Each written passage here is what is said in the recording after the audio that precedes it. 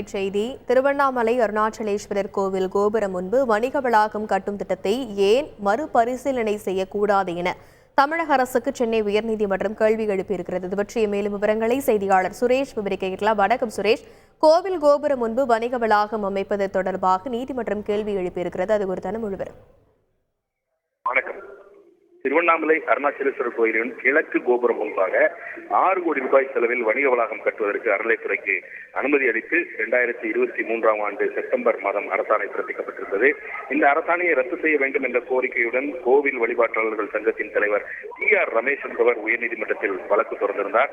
இந்த வழக்கு நீதிபதிகள் சுரேஷ்குமார் மற்றும் சவுந்தர் அடங்கிய அமர்வு முன்பு இன்றைக்கு விசாரணைக்கு வந்தது. அப்போது அறநிலையத்துறை தரப்பில் ஆஜரான வழக்கறிஞர் இந்த வணிக வளாகம் ராஜகோபுரத்தினுடைய பார்வையை தடுக்காது என்றும் அங்கு அமைக்கப்படக்கூடிய கடைகளில் பக்தர்கள் வசதிக்காக பூக்கள் மற்றும் பூஜை பொருட்கள் மட்டுமே விற்பனை செய்யப்படும் என்றும் கோவில் வளாகத்துக்கு வெளியில் தான் இந்த வணிக வளாகமானது கட்டப்படுவதாகவும் விளக்கம் அளித்தார். ஆனால் இதை மறுத்த மனுதாரர் திறந்த வெளியில் இந்த கட்டுமானம் கட்டும்போது அது பக்தர்களுக்கு சிரமத்தை ஏற்படுத்தும் என்றும் கோபுரத்தின் முன்பு கட்டுமானம் மேற்கொள்வதன் மூலமாக கோவிலுடைய அஸ்திவாரம் பாதிக்கும் அபாயம் இருப்பதாகவும் அச்சம் தெரிவித்தார்.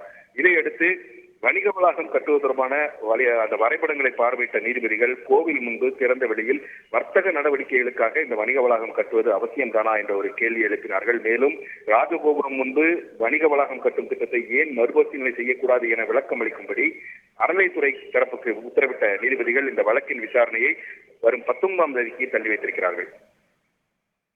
விரிவான விவரங்களுக்கு நன்றி சுரேஷ். செய்திகளை உடனுக்குடன் தெரிந்து கொள்ள உடனே சப்ஸ்கிரைப் பண்ணுங்க.